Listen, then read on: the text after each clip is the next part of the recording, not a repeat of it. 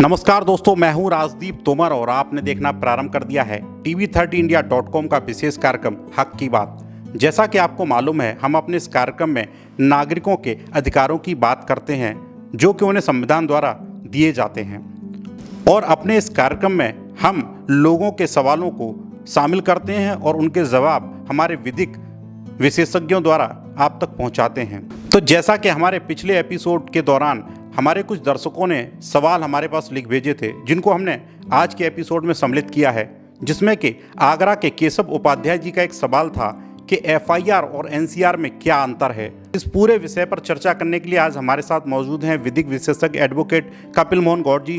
गौड़ जी, आपका स्वागत है TV30 इंडिया पर। धन्यवाद राजीव जी। हक की बात प्रोग्राम बहुत अच्छा है और लोगों का रेस्पॉन्स मुझे भी मिल रहा है। ये जो प्रश्न है कि FIR और NCR में क्या अंतर है, देखिए बहुत अच्छा प्रश्न है।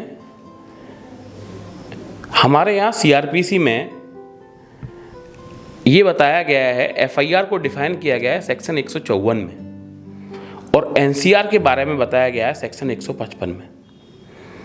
हम सेक्शनों की बातों पे ना जाते, हम सीधे समझाने के हिसाब से अगर मैं आपको समझाऊं कि लोग कहते हैं कि मेरी थाने पे FIR हो गई है।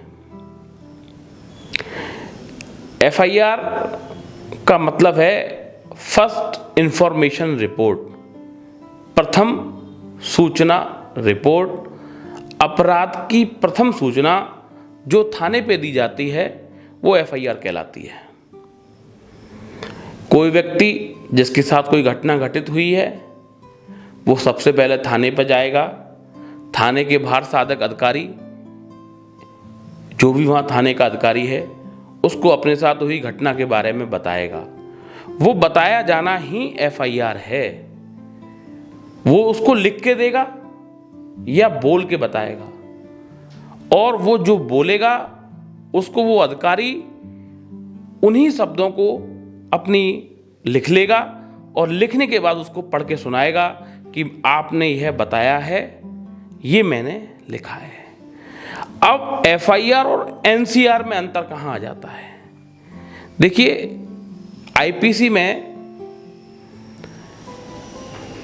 कुछ अपराध संज्ञेय प्रकृति के हैं, कुछ असंज्ञेय प्रकृति के हैं। बस यही अंतर है। जो अपराध संज्ञेय प्रकृति के हैं उनके लिए किसी घटना का घटित होना पाया जाता है। जैसे आप देखते हैं कि FIR हुई, कोई घटना, अब बहुत से लोग कहते हैं साहब मेरी मारपीट हुई, तहरीर दी, और उस पर लिखा होता है NCR। अब ये जो उसमें जो धाराएं लिखी हुई हैं उसके आधार पर निर्धारित होता है। अगर वो धाराएं इस तरह की नहीं है, संज्ञेय प्रकृति की हैं, तो उसमें NCR दर्ज होगी। अगर वो धाराएं असंज्ञेय प्रकृति की हैं तो वहां FIR दर्ज होगी। ये मेन अंतर है अपराध। आप इसको धाराओं से हटके समझिए। अगर हमारा अपराध गंभीर प्रकृति का है तो FIR होगी, अपराध गंभीर प्रकृति का नहीं है तो NCR होगी।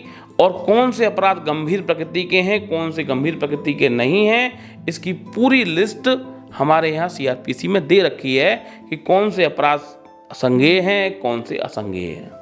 पूरा एक प्रारूप दिया हुआ है, वहाँ लिखा हुआ है। उसमें यह भी लिखा होता है कौन से जमानतीय हैं, कौन से अजमानतीय हैं। अब स्थिति एक और आती है, मैं इसमें कुछ ऐड करना चाहूँगा। NCR जब लिख जाती है थाने पर, FIR में तो विवेचना शुरू हो जाती है। FIR थाने पर दर्ज होने के बाद तुरंत विवेचना विवेचक द्वारा शुरू कर दी जाती है। पर हम लोग जागरूक नहीं हैं NCR के प्रति। जब NCR थाने पर होती है तो हम लोग उस NCR को लेके बैठ जाते हैं और कहते हैं कि हमारी तो कोई कार्रवाई हुई नहीं होगी, क्योंकि हमारे अंदर जागरूकता की कमी है। NCR पर विवेचना शुरू कराने के लिए 155(2) धारा 155 के सब क्लॉज 2 में एक प्रावधान है कि जिस थाने में आपकी एनसीआर दर्ज हुई है उस थाने के संबंधित मजिस्ट्रेट के न्यायालय में आप उपस्थित होकर एक परवाद दाखिल करेंगे, एक कंप्लेंट दाखिल करेंगे, एक प्रार्थना पत्र देंगे विद एफिडेविट कि मेरी ये एनसीआर आपके इस थाने में दर्ज हुई है। माननीय न्यायालय उस एनसीआर पर उस थाने से रिपोर्ट तलब करेगा, जिसमें ये रिपोर्ट मंगाई जाएगी कि सच एंड सच ये एनसीआर नंबर आपके यहाँ दर्ज है या नहीं। बस इतनी रिपोर्ट मंगाई जाएगी और उसके बाद न्यायालय आदेश करेगा कि उक्त एनसीआर में विवेचना जारी की जाए। उसके बाद ही विवेचना जारी होगी और फिर आपका जो प्रक्रिया है विवेचक द्वारा आपके बयान दर्ज किए जाएंगे और विवेचना जारी की जाएगी। ये बहुत बड़ी परेशानी है। बहुत से लोगों की एनसीआर हो जाती है और वो घर बैठे रहते हैं, कोई कार्रवाई नहीं करते और कहते हैं पुलिस ने मेरी कोई कार्रवाई नहीं की। भाई, आप जब तक न्यायालय से एनसीआर में विवेचना के आदेश नहीं करा के लाएंगे तब तक विवेचक को ये अधिकार नहीं है कि वो उसमें विवेचना जारी कर सके।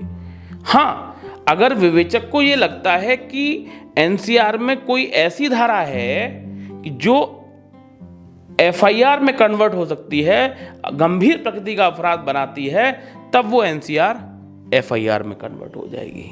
जैसे मैं आपको एक एग्जाम्पल देता हूं। एक व्यक्ति ने तहरीर दी कि मेरे साथ मारपीट हुई, गाली गलौज हुई, जान से मारने की धमकी दी किसी ने, तो 323, 506 में वो एफआईआर दर्ज हो गई, एनसीआर दर्ज हो गई। एनसीआर बनती है इसमें 323, 504, 506 में एनसीआर हुई। पर जब विवेचक ने विवेचना में पाया कि वो लोग जो सामने वाला पक्ष था वो मारपीट करने के लिए उसके साथ घर के अंदर आया था, तो यहां पर धारा 452 की बढ़ोतरी हो गई। तो 452 जब उसमें बढ़ गई तो ऐसी परिस्थिति में वह विवेचक स्वयं बिना न्यायालय के आदेश के भी विवेचना कर सकता है। पर जहां वो विवेचना केवल 3 धाराओं से संबंधित है, ऐसी धाराओं से संबंधित है जो कम गंभीर प्रकृति की हैं, तो वहां पर विवेचक जब तक माननीय न्यायालय का आदेश उसको प्राप्त नहीं होगा तब तक विवेचना नहीं करेगा। तो मूल अंतर यही है, अपराध की गंभीरता देखी जाएगी और एनसीआर आपके पास है तो आपको कंसर्निंग मजिस्ट्रेट से आपको आदेश कराने होंगे उस संबंधित थाने के विवेचक के लिए जो आपकी विवेचना कर रहा है, तब वो आपकी विवेचना को आगे जारी करेगा। बहुत महत्वपूर्ण जानकारी है जो आपने बताई हमारे दर्शकों के लिए कि एफआईआर और एनसीआर में क्या अंतर होता है, और उसके बारे में पूरा जो है आपने विस्तार से बताया। और हमारे दर्शकों को निश्चित तौर पर जो हमारे जिन्होंने सवाल पूछा था आगरा से, जो हमारे दर्शक थे, उन तक ये पूरा मैसेज पहुँचेगा। एक हमारे दर्शक हैं इम्तियाज़ अली, जो कि अलीगढ़ से हैं। उन्होंने एक सवाल हमारे पास लिख भेजा था कि यदि पुलिस एफआईआर नहीं दर्ज करती है तो ऐसे में वो क्या करें, उनका अगला स्टेप क्या होना चाहिए। उनके साथ अगर कोई घटना हुई है और अगर क्षेत्रीय पुलिस द्वारा एफआईआर दर्ज नहीं की जा रही है तो ऐसे में क्या करना चाहिए। जी बिल्कुल, इसी एफआईआर एनसीआर इन्हीं सेक्शनों से आगे अगर पुलिस आपकी एफआईआर दर्ज नहीं करती है तो आप सबसे पहले पुलिस अधीक्षक महोदय को एक सूचना रजिस्ट्री के तौर पर भेजेंगे। जो आपके साथ घटना हुई है उसकी सूचना आप उस जगह के पुलिस अधीक्षक महोदय को भेजेंगे। अगर बड़ा शहर है तो एसएसपी महोदय को भेजेंगे और उसकी रसीद के साथ एक 156(3) का प्रावधान हमारे यहाँ सीआरपीसी में दिया हुआ है। उसके तहत आप अपनी 156(3) का प्रार्थना पत्र माननीय न्यायालय के पास प्रस्तुत करेंगे और न्यायालय को पूरा अधिकार होता है उसमें एफआईआर के आदेश करने का। और उसमें एक प्रावधान और है, आप चाहते हैं कि मेरी जो इन्वेस्टिगेशन है वो मैं पुलिस के पास नहीं कराना चाहता, मुझे तो न्यायालय के सामने ही सारी बात कहनी है, तो आप धारा 200 सीआरपीसी में एक प्रावधान दिया है परिवाद। प्रवाद के तौर पर एक कंप्लेन माननीय न्यायालय में डाल सकते हैं, जो कि कंसर्निंग मजिस्ट्रेट जो भी होगा उसके यहाँ पर, जिसके यहाँ थाना आपका लगता है, वहाँ आप प्रवाद डालेंगे और वो आपके वहाँ बयान दर्ज होंगे। बयान के बाद जो भी आपके गवाह हैं उनके बयान होंगे और फिर उनको कोर्ट अगर समझती है एग्जामिन करने के बाद में तो उनको तलब करेगी, उनको सम्मन इशू करेगी। तो ये प्रोसीजर पूरा कोर्ट ने अपने पास रखा है। अगर आप पुलिस वहाँ नहीं सुनती है, पुलिस थाने पे एफआईआर दर्ज नहीं करती है, तो आप कोर्ट का प्रोसीजर अडॉप्ट कर सकते हैं। 156(3) में प्रार्थना पत्र दे सकते हैं। 156(3) में प्रार्थना पत्र नहीं देना चाहते हैं तो आप 2 धारा 200 CRPC में कंप्लेंट डाल सकते हैं। बहुत महत्वपूर्ण जानकारी जो बताई हमें जो है कपिल मोहन गौड़ जी ने, कि ये अगर धाराओं के विषय में जो गंभीरता के अगर कोई आपकी जो है प्राथमिकी दर्ज नहीं करता है तो उसके लिए क्या करना चाहिए।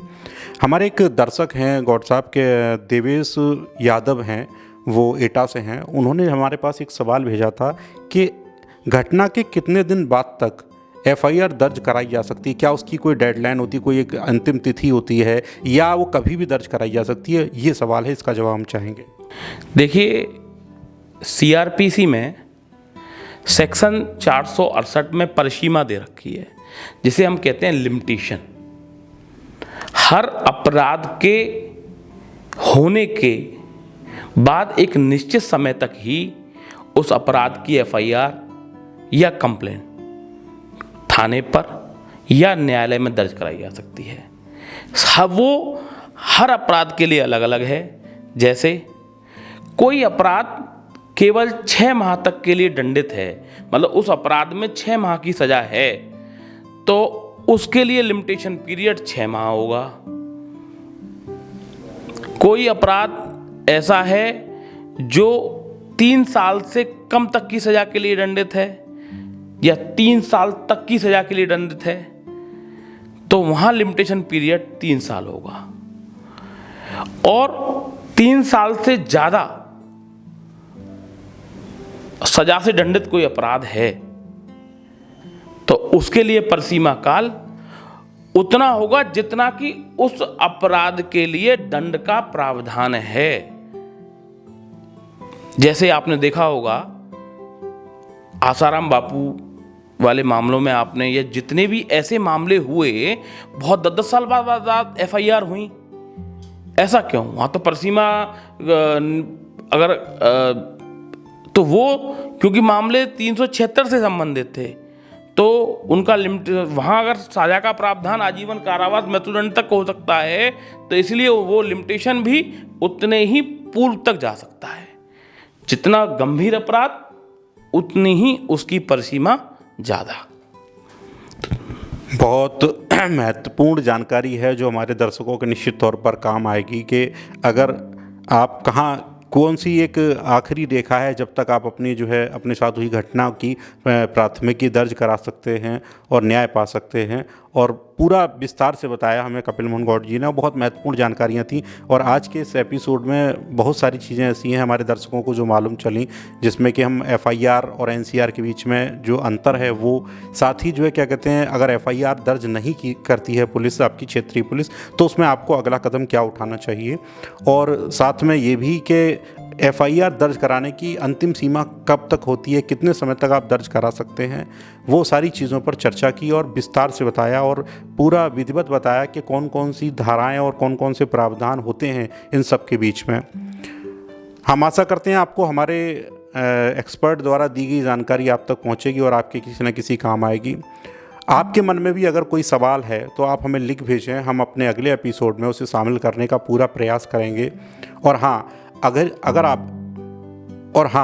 आपने अभी तक TV30 इंडिया का एंड्रॉयड ऐप डाउनलोड नहीं किया है तो प्लीज़ उसे गूगल प्ले स्टोर से डाउनलोड कर लें। साथ ही हमें फेसबुक और इंस्टाग्राम पर भी फॉलो कर लें, ताकि इस तरह की महत्वपूर्ण जानकारियाँ आप तक सीधे हमारे द्वारा पहुँचाई जाती रहें। धन्यवाद।